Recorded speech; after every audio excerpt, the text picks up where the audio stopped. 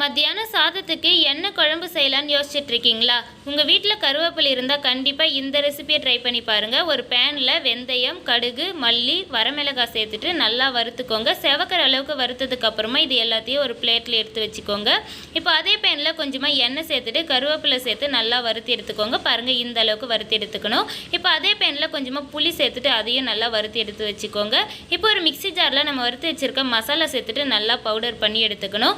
இப்போ இதுலேயே நம்ம வறுத்து வச்சிருக்க கருவேப்பிலை, தேவையான அளவு உப்பு, கொஞ்சமாக வெல்லம் சேர்த்துட்டு தண்ணி சேர்த்து அரைச்சி எடுத்துக்கோங்க. நீங்கள் ரொம்ப நாளைக்கு ஸ்டோர் பண்ணுறதா இருந்தால் தண்ணிக்கு பதில் நல்லெண்ணெய் சேர்த்துட்டு அரைச்சிக்கோங்க. இப்போ இதில் வறுத்து வச்சிருக்க புளி கொஞ்சமாக தண்ணி சேர்த்துட்டு நல்லா அரைச்சி எடுத்துக்கோங்க. இப்போ ஒரு பேனில் கொஞ்சமாக எண்ணெய் சேர்த்துக்கோங்க. எண்ணெய் நல்லா காஞ்சதும் கடுகு, கடலைப்பருப்பு சேர்த்துக்கோங்க. கடலைப்பருப்பு நல்லா செவந்ததுக்கு அப்புறமா காரத்துக்கு ஏற்ற மாதிரி வரமிளகாய் சேர்த்துக்கோங்க. இப்போ இது கூடவே அரைச்சி வச்சிருக்க பேஸ்ட்டு சேர்த்து நல்லா மிக்ஸ் பண்ணிக்கோங்க. எண்ணெய் நல்லா பிரிஞ்சு வந்ததுக்கு அப்புறமா ஸ்டவ் ஆஃப் பண்ணிவிட்டு சுட சுட சாதத்தோட பிசைஞ்சு சாப்பிட்டு பாருங்கள். செம்ம டேஸ்ட்டாக